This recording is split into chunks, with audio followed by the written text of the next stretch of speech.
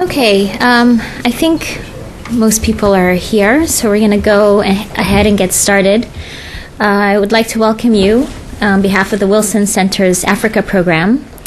I'm actually with the U.S. Institute of Peace. My name is Dorina Biko, but I'm happy to moderate this event. For those of you unfamiliar with the Wilson Center, it was established in 1968 by an act of Congress to serve as a living memorial to President Woodrow Wilson. The center provides a forum for research and discourse through a number of programs and projects with a particular strength in international affairs, a reflection of President Wilson's strong advocacy of international understanding. The Wilson Center aims to bridge the gap between the world of ideas and the world of policy. It is not an advocacy think tank developing specific policy recommendations, but a nonpartisan center for advanced study, a neutral forum for free and open, serious, and informed scholarship and dialogue. Under Director Howard Wolpe, the Africa program capitalizes on the center's location in Washington, D.C. to promote dialogue among policymakers and academic specialists on both African issues and U.S. policy towards Africa. So just a little bit about the Wilson Center. And we're here today to discuss the findings of an assessment on an assessment of residents and victims of violence in Eastern Congo on their views of security and other accountability issues. And those findings are compiled in a new report, Living with Fear, a population-based survey on attitudes about peace, justice, and social reconstruction in Eastern Congo. And this was a research project undertaken by the Human Rights Center at UC Berkeley, the Payson Center at Tulane University, and the International Center for Transitional Justice in New York. And we have with us today, to my right, Suleiman Baldo, who's the director of the Africa program at the International Center for Transitional Justice. And he will provide an overview of sort of the scope of the humanitarian situation in Eastern Congo. Dr. Baldo has worked extensively in the Congo, as well as Eritrea and Sudan. He's been a lecturer at the University of Khartoum and was the field director for Oxfam, covering Sudan and the Horn of Africa. Next to him, we have Myrna Ajami, who is heading the Kinshasa office of ICTJ. She is a human rights lawyer, also with extensive experience in Congo, working with Congolese lawyers and NGOs on human rights and international humanitarian law. And she will provide us with sort of a relevance of what these results mean for transitional justice and the international community more generally. And finally, we have Patrick Vink, who's the director of the Berkeley-Tulane Initiative for Vulnerable Populations, and where he works on countries experiencing serious violations of human rights and international humanitarian law. And he will actually provide us the methodology that was used, some of the findings and some of the analysis of the report. So I think with that, we'll start with Dr. Baldo, and yes, we'll start with you. Thank you. Yeah, many thanks, okay. And thanks for everyone for joining us today. We are here because we are all very concerned about the humanitarian disaster and the human rights disaster that is in the Congo today. And this, for me, is indeed a man-made disaster. It's a result and the direct result of misconduct of belligerents in the many cycles of conflict that have plagued Congo over the last few years. We are all aware of mortality studies of our colleagues in the International Rescue Committee who have, after extensive researches on the ground, established, the horrendous record of this suffering and waste which is inflicted on the populations of Congo as a result of conflict. 5.4 million now of excess deaths since 1998, and continuing suffering and waste even as we speak today. This is a direct result of the human rights violations and total disregard for humanitarian law by the many belligerents in Congo's multi-layered conflicts.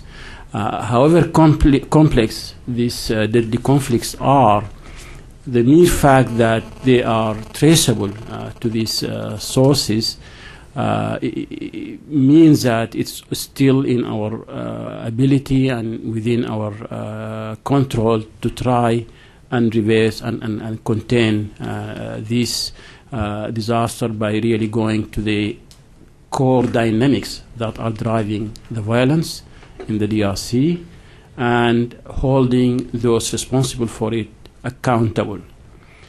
For me, I see four main dynamics that are behind this situation.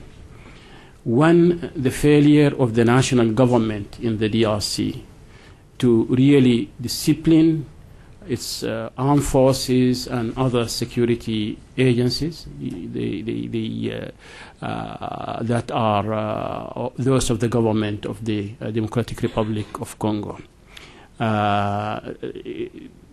Basically, there is a very entrenched culture of impunity and total lack of accountability for the conduct of soldiers, and it comes from the top. It's a systematic and systemic problem because of issues of corruption and the benefit that the top command in the army gets from maintaining the situation as is.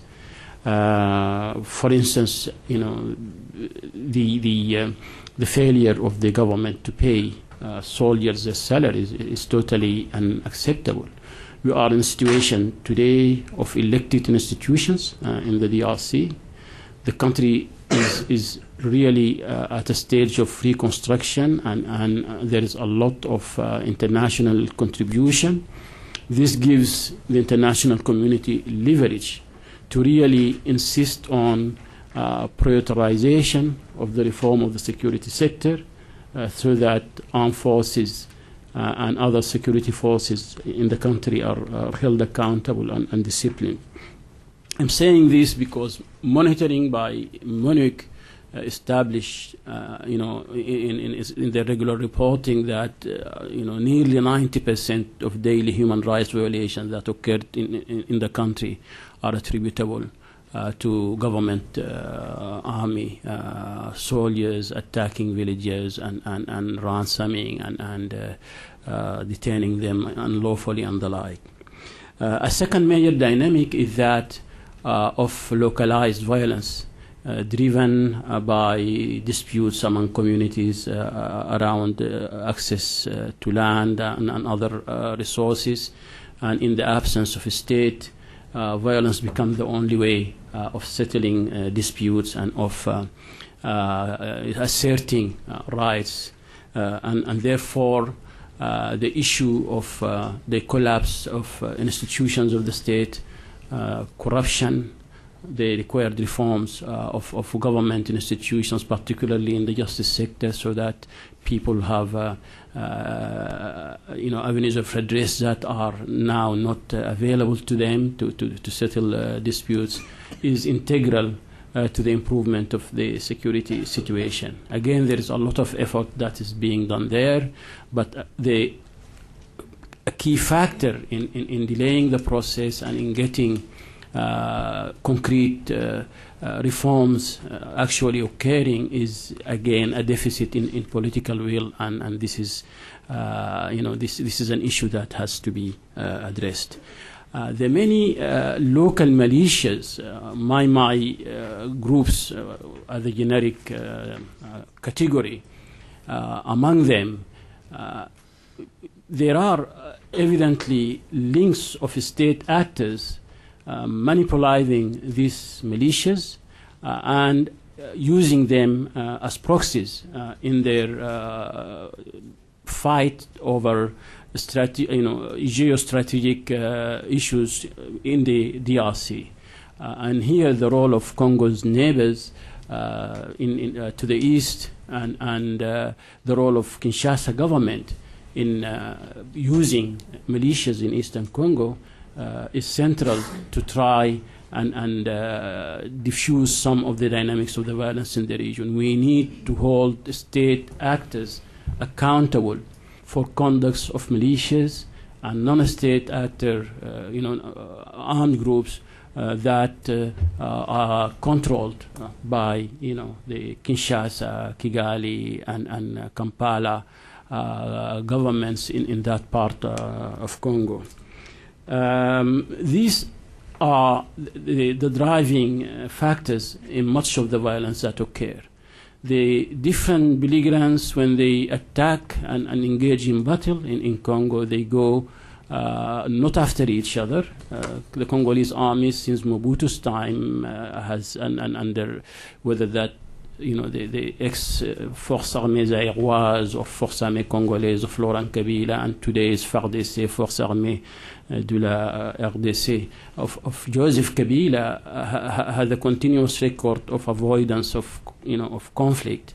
That means, at the first signals of engagement, the record is one of desertion and of, soldiers unleashed on civilian. They attack villages, markets, hospitals, and so on. And as a result, we have forced displacement and exposure to epidemics and to the major factors in this disease is actually preventable epidemics and diseases to which the population is exposed during flight and during forced displacement. And therefore, if we target interventions at the level of the triggers and the dynamics that drive the violence, we would have a better chance of controlling and reversing the humanitarian disaster. This comes to the final factor, which is that of the will of the international community to confront its role in really insisting on meaningful reforms happening on the ground. Here, the record is one of lack of coordination, for example, in the interventions on security sector reform within the DRC.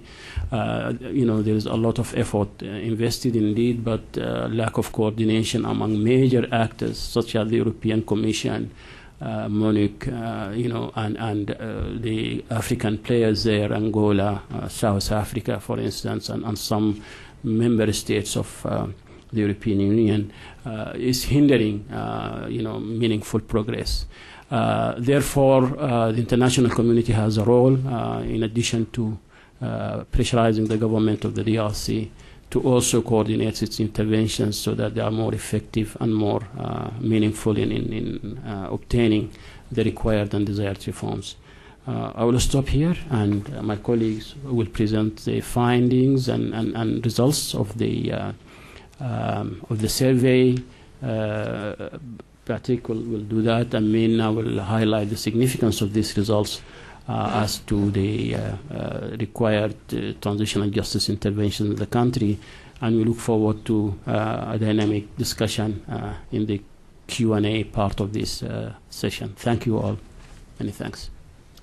Thank you, Suleiman. So, against the background that Suleiman just outlined, the idea was to conduct one of the first, if not the first, large-scale consultation in Eastern Congo, and with some comparison in Kinshasa and Kisangani, with the objective of first understanding what people have actually experienced, what was life for them, and what violence, what human rights violations have they been exposed to, and then understand how they see we can move forward from the level of violence, from that experience, what they live on a daily basis, and what they see for the future in terms of social reconstruction, in terms of peace building.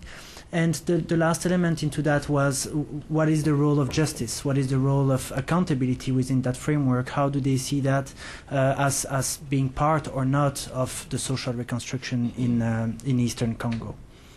And in order to achieve that, we conducted a survey. We basically, I worked most of last year with local teams of interviewers, and we conducted about 2,600 interviews in Eastern Congo, and we conducted additional interviews in Kinshasa and Kisangani.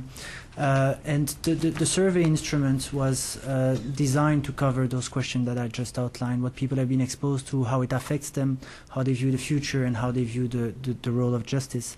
So the interviews and the people, I'm going to skip over the technical details, but the idea is to basically take a sample of the population that is representative of the entire region under study. And in the east, that meant for us working in the areas that have been most affected by the conflict, the two provinces, North Kivu, South Kivu, and the district of Ituri.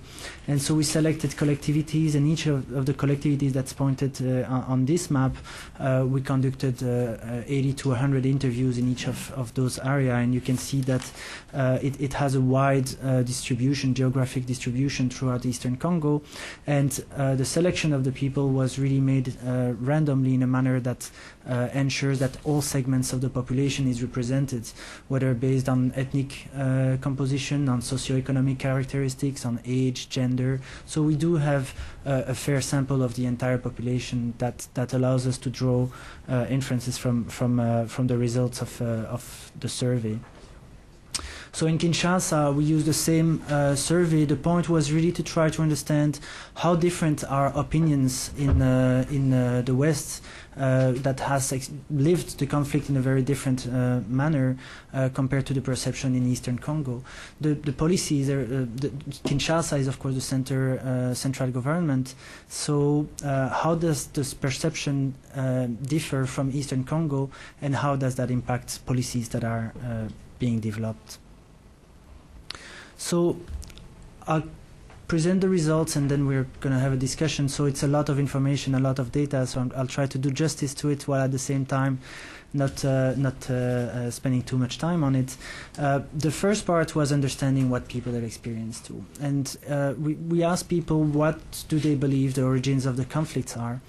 And they provide us a fairly wide range of answers, including conflicts over power, the exploitation of natural resources, conflict over land. I'll point some other problems with nationality. So those answers point at the regional dimension of the conflict. Of course, there is the problem of nationality. There is as Suleiman outlined, the fact that proxies, organization or local rebel groups worked for foreign government. So there is a regional dimension of the conflict, and there is a very local dimension to the conflict as well, in terms of exploitation of natural resource, and especially access to land, which was especially important in Ituri, with 60% of the population mentioning it as a key factor at the origin of the conflicts. Then, still understanding what people have been exposed to, we talked about the violence. And we asked people, do you consider yourself as a victim of the conflict? And we had an overwhelming majority of the people who says, yes, I am a victim. And then we wanted to know, well, what does it mean? What have you been exposed to? And the level of violence goes much beyond what has already been established. I mean, everybody knows, of course, that it has been a very violent conflict, and the numbers of the International Rescue Committee highlight that. But the violence is also in the forms of forced recruitment, in the forms of forced labor. We had about half the people who told us, yes, I have been forced to carry loads for military groups or for armed groups. I have been threatened with death. I have been beaten. A lot of people have experienced those elements. Also, many people told us that they have been abducted for at least a week. That means they were forcibly taken away by a group, either for forced recruitment or more likely for forced labor. Lots of displacement as well. nearly everybody has been displaced at some point during the conflict. Now, what's interesting in terms of displacement is the dynamic is very different from what we can see in other conflicts, where the displacement is a long time move, very often towards refugee camps or internally displaced camps, where people wait until the conflict is over. And because of what Suleiman mentioned, the nature of the conflict with very little engagement but a lot of insecurity targeted towards the people, we have a dynamic of people moving away from where problems are and then moving back, and so a very fluid displacement of the population, which translates in people being displaced many times and usually being displaced over short periods, and also not being displaced toward camps but being displaced in the community itself. So they move and they stay with relatives or people that are welcoming them, which makes it very difficult to first be able to track those people and then understand what they experience. And of course, challenges in terms of providing them assistance, since it's very hard to register them. Then still in terms of what people experience, now the exposure to violence was over a fairly long period of time, but we wanted to know what is your current situation? What do you feel currently now in terms of security? And we asked people a range of situations. Do you feel safe to do these things? And those are very basic situations, like going to the market, walking at night, meeting strangers. And we realized that a lot of people feel insecure, very insecure. Now, the survey was conducted at a time of ongoing conflict, especially in the area of North Kivu with Laurent Nkunda and his troops, basically in open conflict with FRDC and then the involvement of other groups. So especially in North Kivu, the figures are extremely low in terms of sense of safety. So we have only about a third of the people who feel safe going to the market, less than a third that feel safe going to the market or going to their field, or going to fetch wood or water. A slightly higher percentage in South Kivu and Ituri, but even in other situations that are very common, meeting police, meeting strangers, less or about half the people feel secure even in South Kivu and Ituri. And then one element that was also interesting is how unsafe people feel to talk about what they've experienced. We have only overall 30% of the population that feel comfortable talking about what they have experienced during the conflict. And this in turn has impact that we are going to discuss in terms of being able to establish accountability, to establish the truth. We ask people, who in your opinion protects you? And this is very consistent with what I just described, which is one of the answers that was very common is nobody but God or Jesus. So very often people told us God protects us, Jesus protects us, but what it really means is nobody but Jesus, nobody but God protects us. And this points to the role of FRDC, of the local government protection agencies, and also MONUC. We have only about 6% of the population that told us MONUC is protecting us. And that's, of course, you have differences across provinces, but it means there is a real failure in terms of bringing protection to the population. We then wanted to know and have a forward-looking perspective from the population point of view. And we asked them first, very generally, what are your priorities? Now, I know the graph is a bit confusing. There's a lot of information here, but the question was a very open one. What is your current priority? And then there were two follow-up questions with, what do you think should be the priority of the government? And then the last one was, what do you think should be the priority of the international community? And what we see, not very surprisingly perhaps, is that peace and security are the main priorities at the individual level and the priorities that are set for the government. That should be the priority of the government. That's our priority, having peace and security. And then we had a whole range of other priorities that are more to do with livelihood strategies, livelihood outcomes, how people live in terms of having job, employment, having money, having food and water, having health, having education. So all those are important priorities. And then much less frequently people talked about accountability, about justice. We have about 2% that tell us, well, among my priorities is justice. Among my priorities is to arrest those people that are responsible for the violence. Slightly more frequently people said it should be the priority of the government to arrest those who committed violence. It should be the priority of the government to bring justice. Then looking at the international community, what's interesting, and that's maybe to see in terms of first of what's the role of MONUC and what the international community has achieved in the East, but also in terms of how the people look towards the government to bring security. We have fewer people comparatively that tell us the priority of the international community should be peace or should be justice. Most frequently, they associated the international community with development and those livelihood issues. That's what they look at the international community for.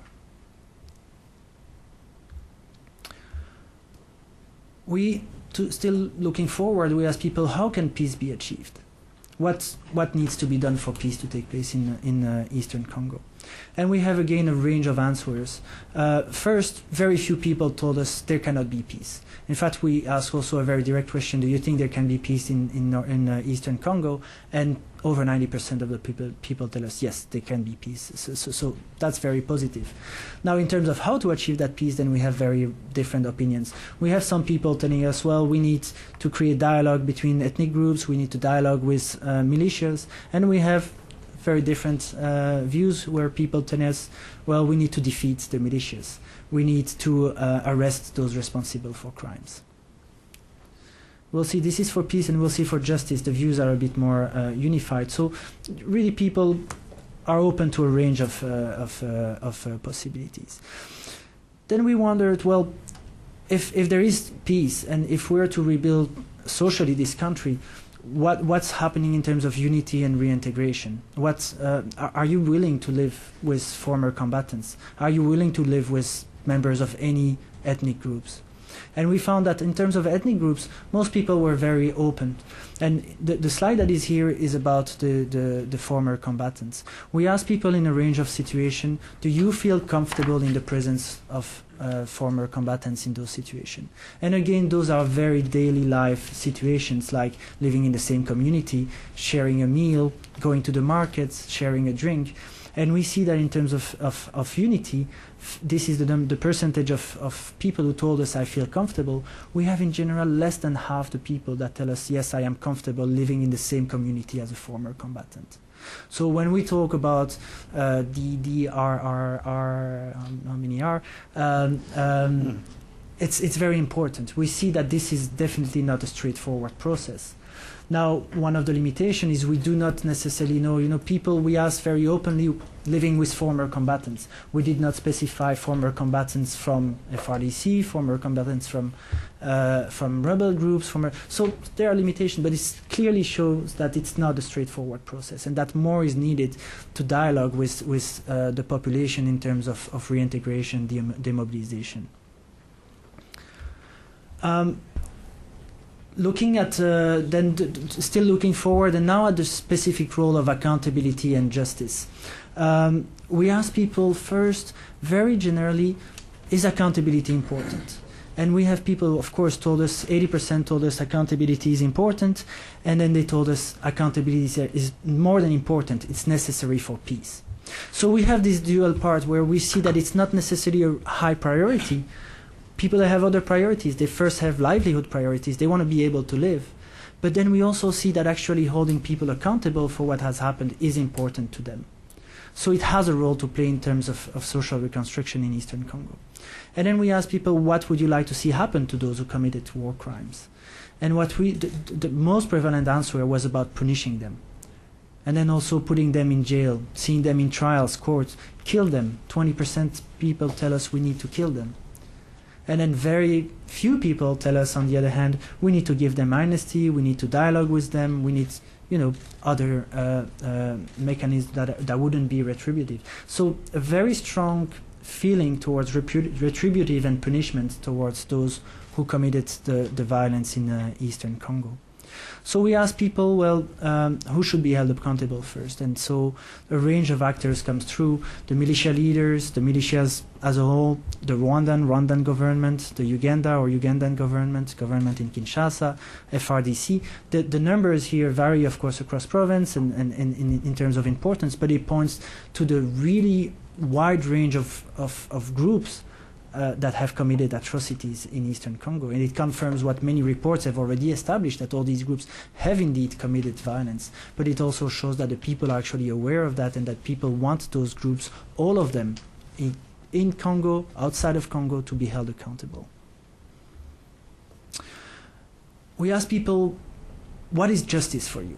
And what means should be used to have justice? And when we ask people what is justice, they give us very broad and understandable definition. Well, justice is applying the law. Justice is being fair. Justice is establishing the truth, which is interesting in terms of truth-seeking mechanism.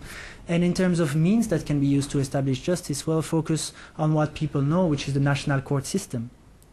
But also frequently mentioned the International Criminal Court, Military Court, truth mechanism. So a range of options with a focus predominantly on the national court system. So we wanted to know a little bit more about that, and this was open question, so we just asked what can be done to achieve justice. But then we looked in terms of, I'm going to pass that, oops. Sorry, I'm going the wrong way. We provided choices to the people, and we asked them, well, if you have two choices, what would you like to see happen, preferably? Would you prefer peace with trials, or would you prefer peace with forgiveness? And we have a majority of the people, 2/3 of the people, we want peace with trials. Now, if you ask them if peace with forgiveness is the only way to have peace, would you accept it? And a large majority of the people are ready to accept that. But given the choice, they prefer peace with trials. Now, what forms of trials? And we ask people, well, between national trials, international trials in DRC, or internationalized trials in DRC, international trials abroad, or no trials at all, what would you prefer? And so if we look at the four choices, the choice was most frequently national trials. And then the second choice was internationalized trials in DRC. With those two responses accounting for about over 80% of the answers. So that shows that for 80% of the people we interviewed, the priorities for trials to be held in Congo. Whether they be national trials or internationalized trials, they should be held in Congo. That's what the people are telling us. And then if we look at the distribution, we see that internationalized trials is about 46% and national trials is about 44%. So mixed views about international and national trials. Looking specifically at the ICC, we asked people, have you heard about the Lubanga trial? At the time, Lubanga was the first case of the ICC. I mean, it's still the first case of the ICC, but it was the most important one, the one talked about in the media. And we asked people if they have heard about the ICC. And we only have about a quarter of the people who tell us, yes, I've heard about it. We did not necessarily assess how well they knew the cases, but only about a quarter told us they knew about it. Interestingly, among those who had heard about the ICC, we asked them, well, what do you think of the court? Do you think the court is neutral, for example? And we have 1/3 of the people who tell us, no, the court is not neutral. We asked them why did they believe so, and very frequently it's about they work with the government, they only go after one ethnic group. So, issues on neutrality of the ICC. However many people were willing to participate in the ICC proceedings. Then looking at truth, we just wanted to know, well, is truth important? Is it something that should be put a priority on? And we have 80% of the population that tell us, yes, it's important to know the truth about what has happened in Eastern Congo. And when we ask them, how can the truth be established? We find again this definition of justice, and it goes back to trials, and a lot of the people told us an inquiry by the judicial system is the way to establish the truth. Truth-seeking mechanism, truth commission that have taken place already in Eastern Congo were much less frequently mentioned.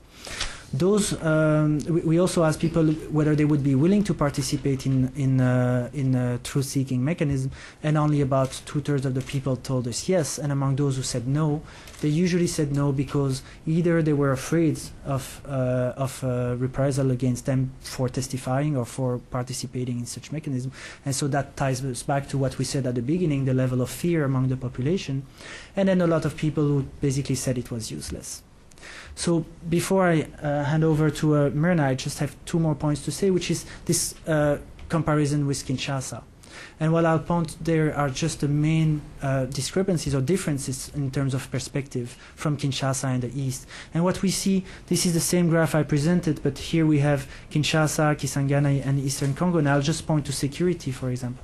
Security is not at all a priority in Kinshasa. We saw it was a very high priority in Eastern Congo, but in Kinshasa, the situation is very different, so the emphasis is very different on what needs to be done. So how that affects policies that are set forth is important. And then in terms of more direct impact on transitional justice policies and social reconstruction policies, we see that in Kinshasa there is more frequent support for dialogue and to achieve peace, as opposed to killing the rebels or fighting them military victories. So more support for dialogue, more support for the international courts abroad to bring justice to Eastern Congo, but that's also related to the fact that more people in Kinshasa have heard of the ICC than in Ituri or in South Kivu or in North Kivu. Which is interesting since the situation is Eastern Congo, and still a lot of support for establishing the truth, but more frequently in terms of establishing the truth through a truth-seeking commission type of institution. So very broadly, the conclusion, before we specifically look at what it means in terms of transitional justice policies, is the results here raise the question first of what is in the interest of victims. This has been a big argument, especially with the creation of the ICC victim-centered approach that have taken hold of peace-building discussion. But what is really in the interest of victims? We see that there are a range of opinions. People have different opinions. People live in different settings, and so it's important to have national policies. But it's also important to have a bottom-up approach to those questions, so that people feel ownership of the policies that are set forth, and that they also represent what people believe should be established. And at the very least, that the dialogue is opened on those issues, so that it's not policies that are being imposed on them, but that there is dialogue so that people understand why such policies and that this one is imposed, for example. So consultation and ownership are key, and it also points to the fact, especially when we look at priorities, that it is very difficult to push in one area and not in the others. You have to, unfortunately it's complicated, but you have to bring this multiple responses approach. You cannot push on justice, push for justice, if at the same time you do not push for security. And if at the same time you do not push for socioeconomic improvement and social reconstruction. So it has to be part of a very integrated approach to social reconstruction. So I'll hand over to Myrna, who is going to specifically look at 4 dimensions on security, peace and justice, justice reform, sector reform, and the ICC. Thank you, Patrick. I just recently joined the International Center for Transitional Justice in June. I was in Kinshasa on a handover mission. I'm actually leaving this Sunday to take the helm of a new 2-year program of the ICTJ focusing on transitional justice in Congo, sponsored by the Swedish International Development Agency, SIDA. And coming at the end of the survey, I'm going to highlight several points as to how I think the population survey can inform some of our projects. I encourage you to look at the ICTJ DRC fact sheet to see some of our program concerns. And I'm going to actually preempt a question I hope would have arisen had I not mentioned it, and we can talk further, is that our conversation today doesn't delve into specific gender concerns. I mean, we're all keenly aware of the crisis and the endemic proportions of rape and sexual violence in Eastern Congo. We do have 2 questions that deal with that in the survey, but due to the nature of underreporting of sexual violence and the broad range, we didn't focus on this. I do want to underscore that ICTJ is committed to having gender be a priority in all of our transitional justice programming in Congo. So the first issue on security sector reform, I wanted to come back, and I'll come back to just a few of the results. My favorite result and question from the survey was this one about protection. And I wanted to highlight, the answer of God and Jesus for anyone who's been in Congo. This isn't really a reflection of their religiosity in a way. It's you look at North Kivu, which was the highest percentage. It's really a fatalism and a skepticism of all the actors and how no one's there to protect them. Nevertheless, I wanted to point to Ituri and encourage those who read the survey. This was the highest response where they felt that the FARDC, the national Congolese government, protected them. And Ituri really has a very special history in the conflict. When the transition process started and the Ugandan foreign forces left, it led in 2003 to a real outbreak in violence, which resulted in the UN mission adopting the Chapter 7 mandate, a very effective short-term European Union operation to secure Bunia, which then also led to the deployment of the National Army brigades, the Ituri brigades. There's a really strong military presence. So I think, although the variances in the three regions are not that great, consistently you see that in Ituri there's a greater sense of security. That deployment of the UN, the MONUC battalions and the peacekeeping presence in Ituri also went hand in hand with several justice sector projects sponsored by the European Commission to focus on restoring the justice sector. And again, if you look through the complete report, you'll see consistently in Ituri, as a result of the greater security, as a result of the international presence and the national army and the deployment and focus on the justice sector, you have a greater optimism and belief and faith in the justice sector. So I just wanted to point that out. Nevertheless, you look at the fatalism of protection. I think the results, the survey really shows the indomitable spirit of the Congolese population. 80% believe that justice can be achieved. 90% believe that peace can be achieved. And again, defining peace as national unity and togetherness, the end of fear, the absence of violence. So certainly with the range of violence, ongoing abuses that occur, security sector reform is the top priority. I interpret the results as encouraging the extension of the MONUC mandate. Next year will be the 10th anniversary of MONUC in the DRC. There's discussion at the UN on how to proceed. Again, I point to the Ituri, the slight variance there, that when it's deployed, it can be effective, and encourage MONUC to really to enforce its mandate to protect civilians. With regards to security sector reform, the foreign combatants, I think there where we saw the accountability comes across as being an important point, though, of course, with the National Army being a human rights abuser, the main human rights abuser, since the survey was conducted from September through December of 2007, there were two major initiatives in Congo, discussions between Congo and Rwanda about the repatriation of Rwandan combatants in Congo, and also in Goma in January, a major peace conference with a ceasefire agreement. So those are two processes that really need to be supported. This doesn't necessarily come from the survey, but the ICTJ promotes a justice-sensitive security sector reform policy, and from our view, that means first and foremost a census and identification of both the army and the police and other security sectors to know and to hold them accountable. You have to know who actually is in those are in those forces.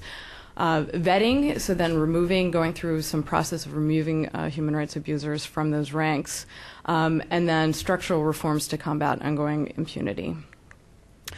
The second point, peace versus justice. In July, with the ICC's request for an arrest warrant for Bashir, this debate really came to the fore in the public arena, focusing on Sudan, also coincided with the arrest of Karadzic. At that time, I really felt like two things were missing. One, a discussion of the DRC, which is playing a major role in international justice at the International Criminal Court, and two, that victims' voices, what are their perceptions of the peace versus justice debate? So we hope that our survey is contributing.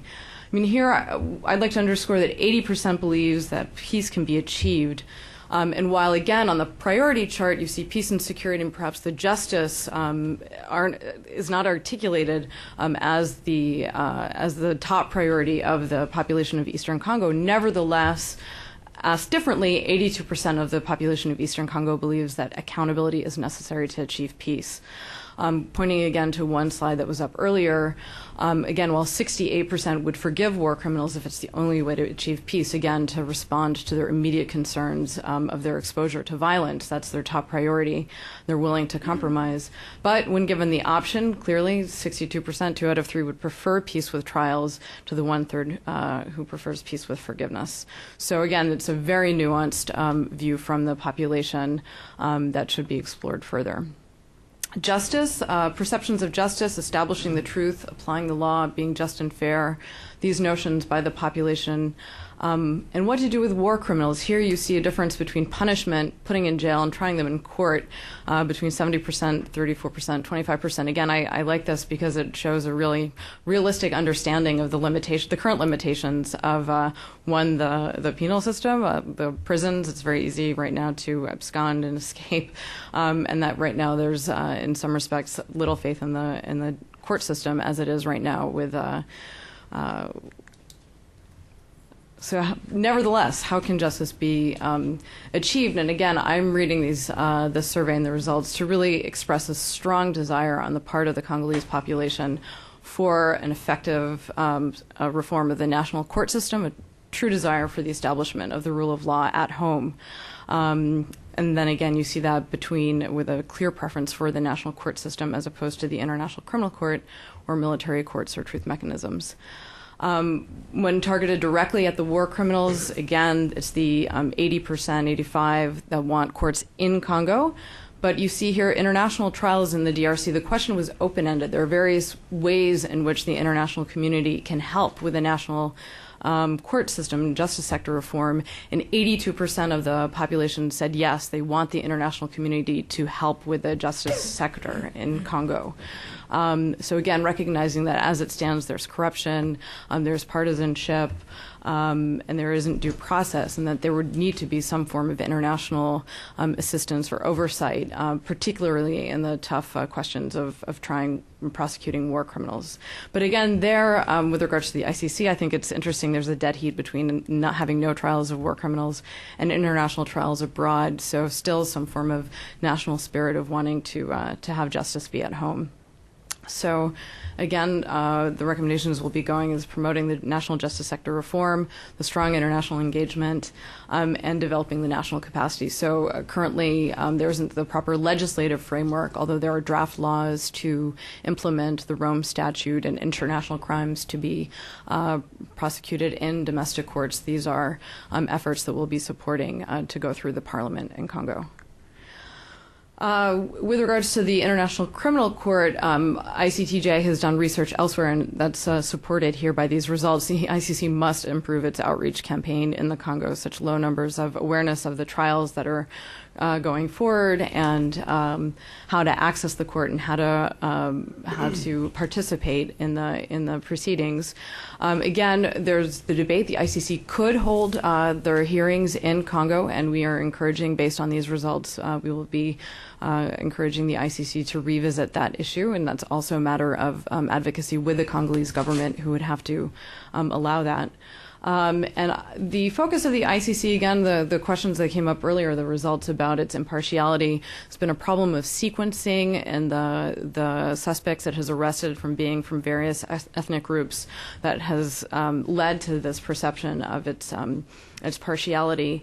Also, I thought it was very interesting that the charges that are ongoing going forward in the 3 cases right now focus on recruitment of child soldiers. And in a separate question that wasn't displayed, we asked what crimes should are the priorities for accountability. And the first was murder killing with 92%. The second was rape and sexual violence with 70%. And forced recruitment of children was at 20%. So while, of course, it's important to prosecute the recruitment of child soldiers, it's also important to see how that has a bit of a disconnect here with the priorities of the population. I'm going to leave it there. Okay. Thank you for that very thorough review of the results. I just want to open it up now to your questions. If you could identify yourself and let us know who. Yes. Okay. Hi, my name is Max Kelly. I'm from the Henry S. Simpson Center. try again. My name is Max Kelly. I'm from the Future of Peace Operations program at the Henry L. Stimson Center. I'm curious, I've spent some time in the Congo, and generally speaking, the FARDC and the Congolese police are identified as being responsible for 80 to 90% of the human rights abuses. And I was interested to see in the survey the relatively high ratings, or the actually contradictory numbers. The fact that in comparison to MONUC, in comparison to other actors, it seems like the Congolese in the East look to the FARDC for security, but at the same time are very nervous to even encounter them. I'm curious if you can comment on those contradictions and sort of fill in how the Congolese are dealing with that. Mm-hmm. Okay. We'll actually take a couple behind you. So. Sure. Hello, my name is Tariq. I'm from the National Democratic Institute. I'm interested in learning a little more about the kind of challenges that you faced doing the survey and the kind of difficulties that came about. Yeah, thank you. Thank you. Okay. Is there another question before I turn it over? Actually, I have a question. Okay. I'm Justine with the Wilson Center's Africa program. To sort of piggyback off of that question, if you could maybe comment on issues of language and gender. Were all of the questions asked in French or in local languages? Were the interviewees mostly male or female? Were the interviewers mostly male or female? And as far as you, Myrna, talked about a little bit questions of sexual violence, was it difficult to have a male participant answer questions or ask questions of that nature?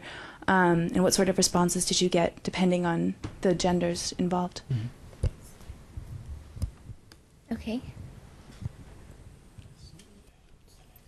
Okay, well, you want to take one Yeah, more? okay. I'll address the question about the difference. Yeah, sure. Okay. Yeah.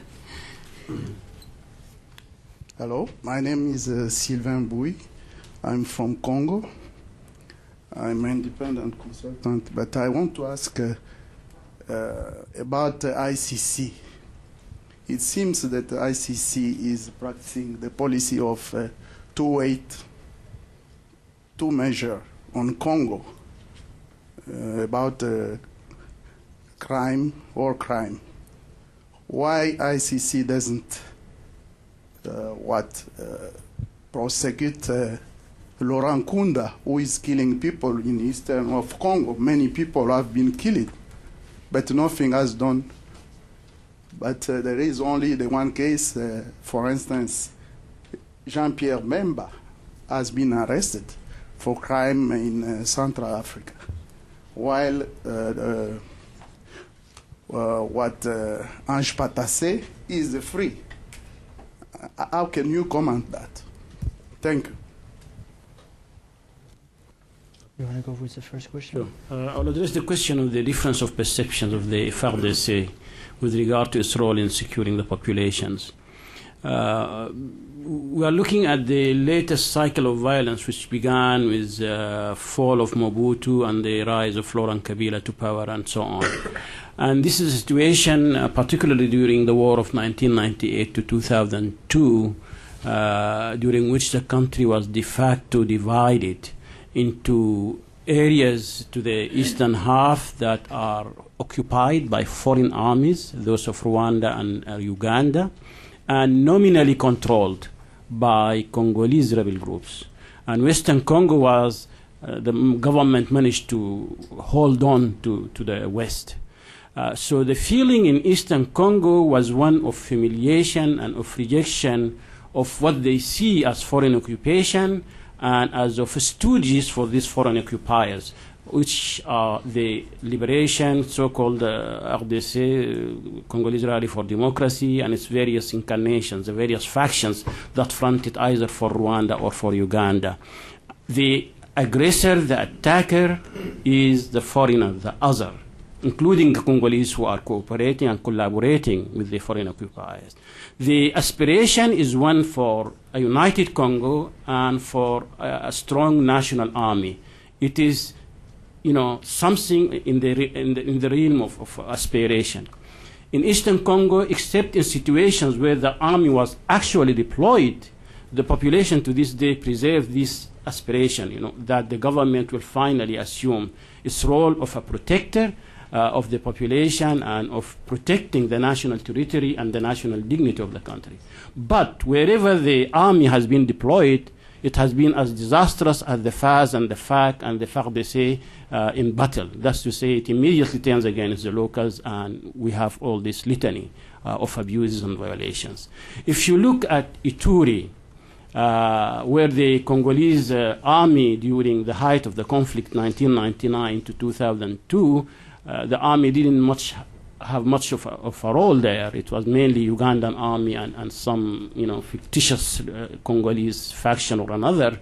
The population to this day, and subsequently because of the deployment of the FARDC in Ituri, the numbers are highest in Ituri, where the perception of the FARDC as a protector is still there, because they simply didn't have to go through what the FARDC could inflict on a civilian population. Thanks. I'll talk about mostly the challenges on the survey and the methodology. It certainly has been the most complicated project. The Human Rights Center at UC Berkeley has done many projects of this kind, and because of the logistics, of course, but also because of the security situation and the dynamic of the conflict at the time of the survey, this was certainly one of the most complicated. The way we address many of the concerns, and I'll maybe take them point by point. First, on language. All the surveys are translated and are administered in the local language. We need to make sure that the questions are standardized and that people ask the same question the same way, so that they have a shared understanding and that the responses can be compared. So in order to do that, first we work with local experts, local researcher. We do translation by translation. There is discussion to make sure that the terms that are used are understandable, that the terms that are used do really reflect the construct and what we try to measure. Now, there are limitations to that in the sense that we do not explain terms to people. When people tell us we need to forgive them, when we ask them what needs to be done with perpetrators of violence, they tell us we need to dialogue with them or we need to forgive them. We don't necessarily always know exactly what that means. And to gain that in-depth information, we conduct other interviews that are more in-depth, that are not quantitative, that we cannot present as part of the survey, but they do give us that depth of understanding and what people mean when they do that. And I'll give an example on the sexual violence. And first, before I do that, I will talk about the gender issues. The survey, the only limitation, I mentioned that we do completely random survey and that people are chosen randomly. The only limitation to that is that we force, kind of thing, for half the sample to be women and half the sample to be men. And the reason we do that is, first, in the population, that's about the normal distribution of gender, and we assign male interviewers to male respondents, female interviewers to female respondents, because of those sensitivity issues on many of the questions, to make sure that people feel more comfortable in terms of talking about what they've experienced. Similarly, we assign, we select interviewers that are representative of the ethnic groups where they are going to do the interviews. We assign we do training to make sure that the interviewers and the interviews are conducted in the, as much as possible. There is always limitation in how free people feel to talk, but in a way that people are ensured of the confidentiality. Names are never recorded. We emphasize that whoever does the interview cannot lead in any way the responses, of course. I mean, if you go with a T-shirt of Kabila on doing your interview, of course it's going to affect the results. So all these are definitely taken into account to as much as possible ensure the validity of the findings. Now, of course, there is always questions of social desirability, people not necessarily being willing to tell us exactly what they think. That may also explain some of the responses on government issues. You know, people might feel very comfortable criticizing Laurent Nkunda and not as much comfortable criticizing the FRDC. So those are important issues. When we look at the issue of gender, it is very interesting. First, the numbers are very high. We find that 1 out of 5 people in Eastern Congo tell us that they've witnessed sexual violence, and 1 in 8 people have been victim of sexual violence. Now, what's interesting in there is that if we disaggregate by gender, we actually have a lot of men who tell us, yes, I've been victim of those crimes. And so we wanted to know, well, why is it so high among men? And there is sexual violence directly aimed at men, of course. I mean, it does take place, and it's certainly underreported. And certainly women, it doesn't, hinder the fact that women have paid a high toll to this kind of violence. But what's interesting from the in-depth interview is we realize, well, men tell us that they've been victim of sexual violence when in fact their wives have been victims of violence, or when in fact they've been forced to witness sexual violence. If they've been forced to watch it, they consider that themselves have been victims of sexual violence, which is an interesting way of talking about it, and certainly one that needs to be addressed. I think on the issue of methodology, I'll just tackle, if I answer the question on the ICC. We cannot talk for the prosecutor, but clearly the recruitment of children, for example, has been very well documented for Nkunda, and I think that the work of the ICC is not finished, and we will see what happens. Yeah, I'd like to take that question for Sylvain. Yeah, certainly decisions, prosecutorial decisions, and politics play a role in the ICC. First, I do want to say that the ICTJ is independent, and part of our role indeed is to comment and to work and advocate with the ICC and the role that they play in the broader transitional justice debate in Congo. But certainly with the ICC, one element is that Kabila referred the situation in 2004. So the government's political cooperation is necessary for its work. The second element to keep in mind is the temporal jurisdiction, and the court only has jurisdiction over crimes that were committed after July 1st, 2002. So with regards to many of the war crimes that were committed at the height of the conflict, those are outside of the jurisdiction of the International Criminal Court. With regards to Bemba, certainly when I was in Kinshasa in June, and this was interesting, I mean, the ICC was in the newspaper every single day with developments in the Lubanga trial, with Bemba's arrest in Belgium in May. And I heard different opinions. I mean, on the one hand, MLC supporters clearly were upset with his arrest and criticizing the move as being highly political and questioning what were the motivations behind his arrest. Certainly it was very little understood why he was being prosecuted, why he is being prosecuted for war crimes that allegedly have been committed by his troops in the Central African Republic, and not looking at his role in Congo. Nevertheless, among human rights advocates and others who I spoke with, there was support for his arrest, and Bemba is the highest profile, the highest ranking suspect currently in the ICC custody. So we're seeing that this movement, you go from the Lubangas, the levels of the local warlords who are the focus of the initial prosecutions, and this move to the Bembas, the real leaders, was really greeted by some of the human rights community. So that the whole picture should be looked at. With regards to Nkunda, again, it really depends on what evidence the ICC has at what time.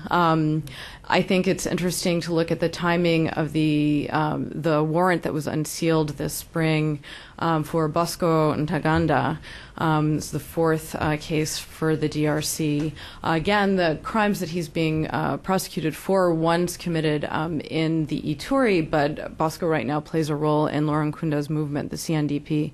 And as long as the ICC can get additional information, they can expand the charges in the cases that they pursue. So we hope that this is a sign that they are aware of the current narrow focus of their prosecutions and potentially looking elsewhere. But again, from ICTJ's perspective, we really do want to say that the International Criminal Court should be only one element of the transitional justice prosecution efforts, and that we should promote national prosecutions to accompany hand in hand. I mean, right now the justice sector is not equipped and the legislative framework isn't adequate, but if we get there, then we lose the road to go only at the international level with prosecutions. Since it's a long answer to a short question, but I will add something since Lubanga has been mentioned, and also to tie it back to the objectives of the service and our initiative is to give a voice to the population, understand from their perspective what they would like to see happen. So who needs to be, well, the thing is that when we ask people who needs to be held accountable, we see that they mention a wide range of actors. So they are expecting a lot of people to be held accountable from many organizations, from many groups. That's the first thing that they expect. The second thing that they expect is for people to be punished. Now, justice is not always about punishment, and what is going to happen with the Lubanga trial is very interesting. The trial is currently suspended over procedural questions. If Lubanga is to be freed, then you can imagine what it will mean for the people. They are expecting punishment. They are not necessarily expecting procedural questions to take place. They are expecting that he would be punished. So managing the expectation of the people is what's coming out of the survey, is that what can actually be achieved. How many trials can take place? I mean, it's not going to be the ICC who is going to prosecute everybody. It's not the national trials who can do that either. So how do you manage those expectations? And again, you need to engage the population. You need to dialogue with them so that they understand the difficulties. They do not have high expectation for what what can be achieved, but they have realistic expectation. Similarly, in terms of punishment and what can be the outcome of those trials, they need to understand that there are procedures and that it's not just about retribution or punishment, but that, well, those results is the outcome of the trial, and there's nothing, it's the fair trial, and that's what they need to expect. So engaging the population on those issues is I think the message that we want to bring through by giving a voice to the population. After that, who needs to be prosecuted, who doesn't need to be prosecuted, that's a different matter and one based on evidences. Okay, I'll take another round of questions. Yes? Deborah Prindle from AECOM International Development. Sorry.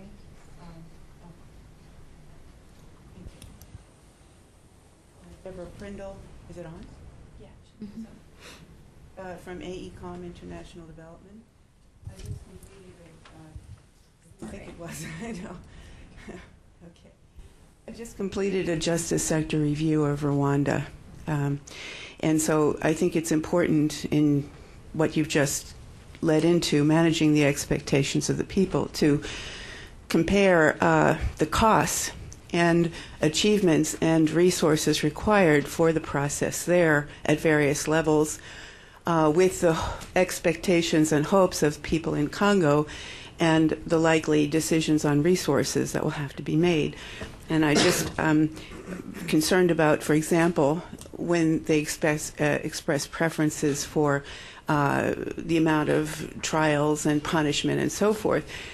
This was done in the absence of an awareness of cost decision making, because other things that they said in the survey would lead me to think that if they know the true costs of these things, they might prefer to see that money go into reestablishing livelihoods, or more of a balance in the allocation of resources to trials and punishment versus other priorities they have.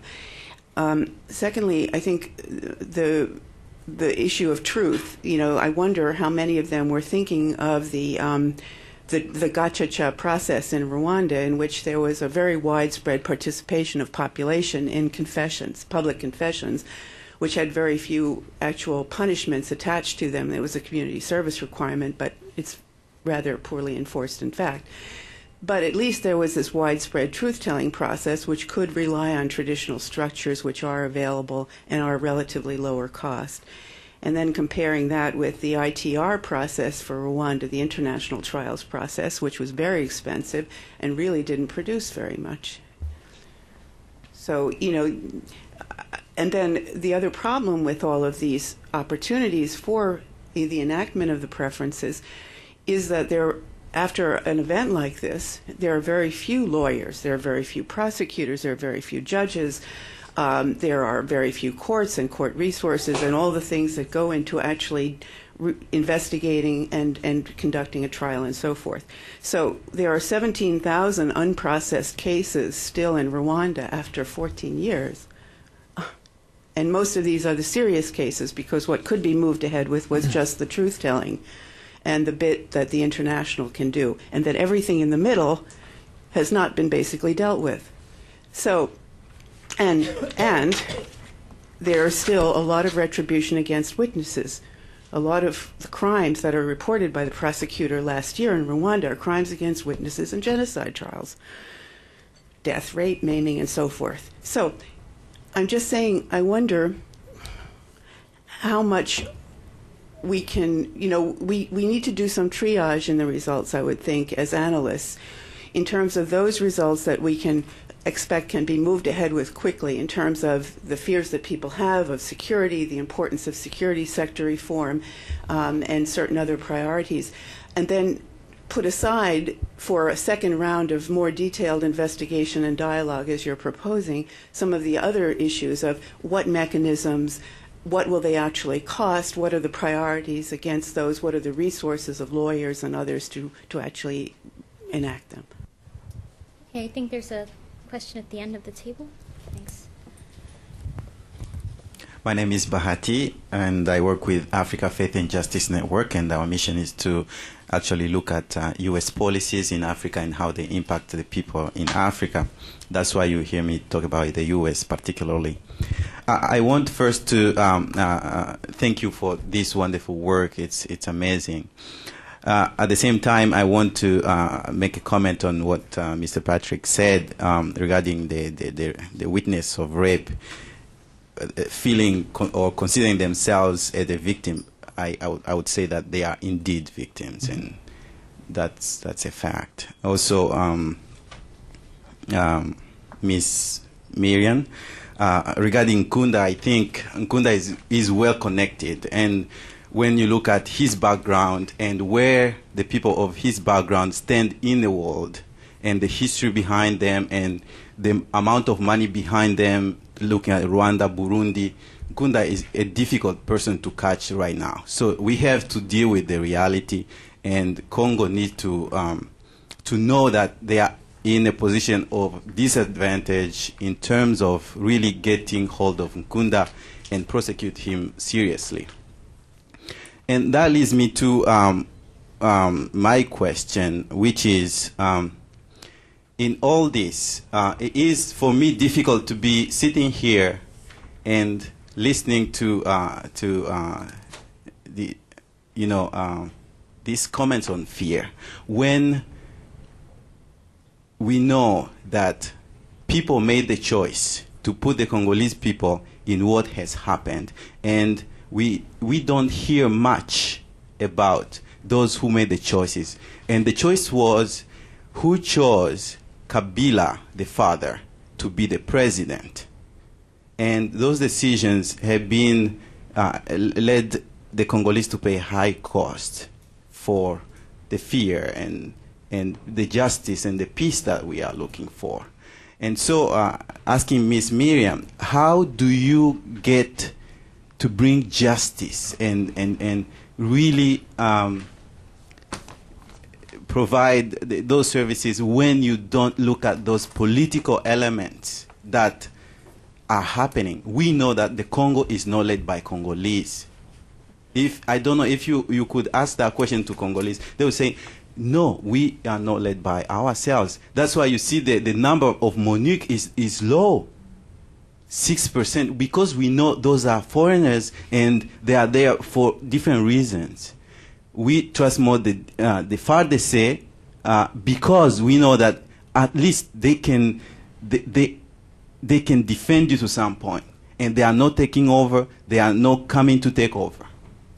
But Mr. Suleiman spoke about the accountability of different groups that are supported by foreigners, and that is a question that many people do not look at. You spoke about Kigali, you spoke about Uganda, and those questions are not, well dealt with in the negotiations that are happening between Congo and Kigali.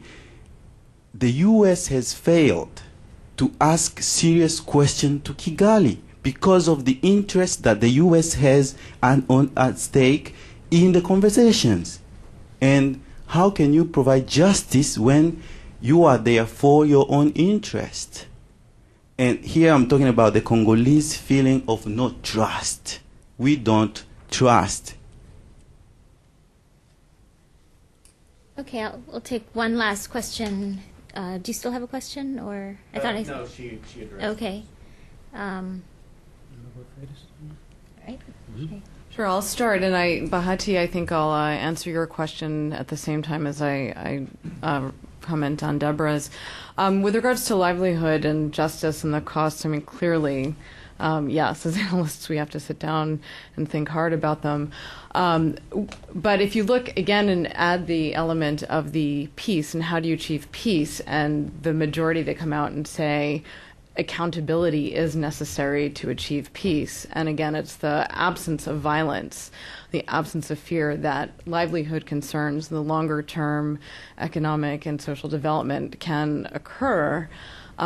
You have to tackle these enormous long-term issues of justice sector reform and security sector reform. If you go forward and say, well, the only thing we can do is short-term, then you're providing humanitarian assistance without really getting at the incremental move towards the long-term security sector reform and justice sector reform. And I do want to underscore those two things.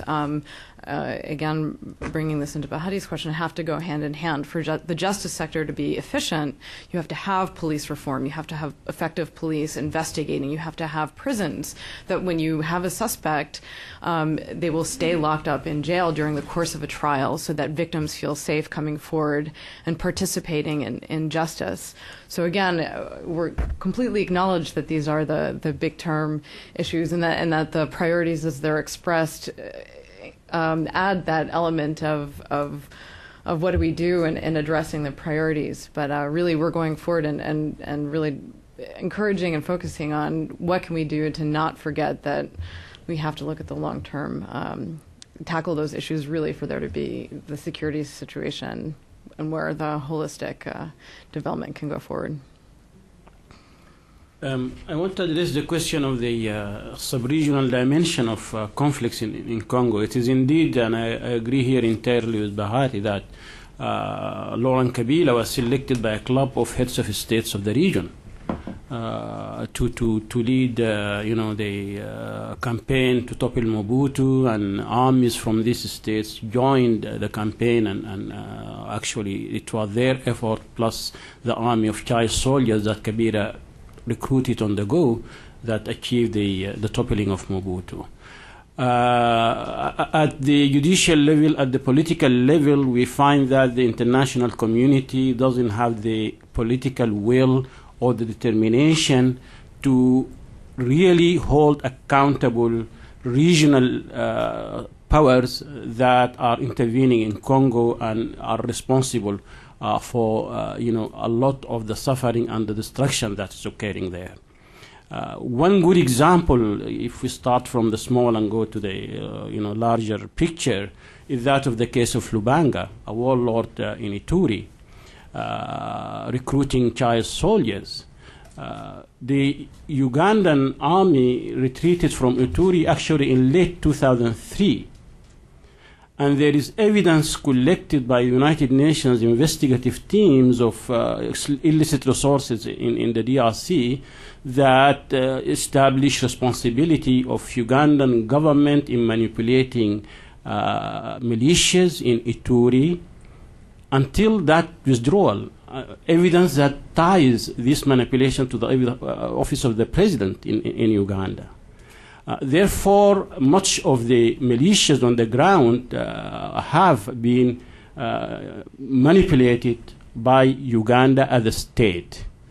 Uganda, during its occupation of Congo, had a very advanced military training operation that overlapped with the military occupation sector. There was military training, command distribution, parallel to the military occupation, military zones of the occupation. And the training centers run by Ugandan instructors during the war trained child soldiers recruited by political allies such as Mbusa Nyamwisi or other people from Ituri who were involved in the conflict there, and for warlords such as Lubanga. We find that in making the charges to the pretrial chamber, the ICC Office of the Prosecutor defined the conflict as recruitment of children in non-international conflict. And the pretrial chamber said no, this was an international conflict and it has to be defined. The charges have to be corrected. We have a ruling by the International Justice Court that Uganda owes reparations for the DRC for abuses and atrocities committed by its army on Congo. So there is a failure here to really go, all the chain of command, if you will, of state actors who are responsible for manipulating many of the frontline players. That's to say, these so-called militias. In many cases, these militias were just instruments and continue to be instruments in the hands of state actors. And by no means Kigali or Kinshasa are immune from this. Kinshasa does manipulate and continue to manipulate some of the Mai groups in Eastern Congo. Thanks. I'll mention something on the Gacaca and other processes. There's a lot to be said about Gacaca and whether they were successful, not successful, the limitation there. But the point is that at least there are two criteria. I think we can all agree that one, they would not have worked if the security was not there to at least help start the process. So that's one key element for DRCs, that the security for anything like that to take place is definitely not there. The second point is that it was the acceptability by the population, is that people were at least ready to go into something like that. And that's the point of the research we do here, by understanding what the population are ready to accept. This is a one shot in time. It's a one, at one point, this is what the people are thinking. If we look at these results and if we look at the work we have done in Uganda, we get very, very different results. In Uganda, people clearly point to the role that traditional mechanism can play. And they tell us, well, yes, those traditional mechanisms can play a role, but they are not sufficient. We also need formal trials. And in this case, in Congo, the overwhelming support is towards, I would say, prosecution, punishment, other dimension. So if the policy, if the decision is for financial reasons, for anything, is not to go to that direction, then again that dialogue needs to take place. People need simply to be explained why this is the options we are taking, why this is the policy that's being done. If you don't do that, people are not going to support whatever policies is set forth. So that's a key criteria.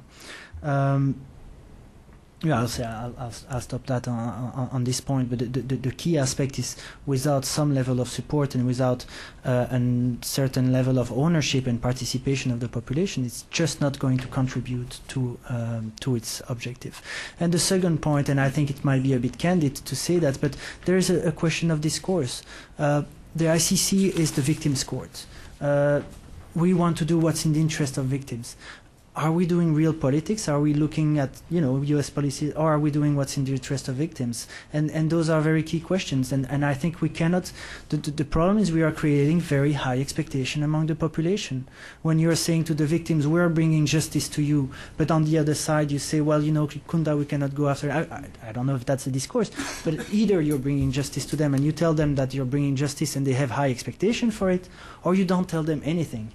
But I think that the situation is where we are creating these very, very high expectations that can only result in disappointment. With the ICTR, the failure is a failure of communication, but the failure is also a failure of expectation. People thought there was going to be fast trials. People thought it was going to be different. And it was not the case. And so managing those expectations, again, is key. Okay. Thank you very much. I think we are out of time. So I just want to thank our panelists again for their work and their presentation, and thanks to all of you as well.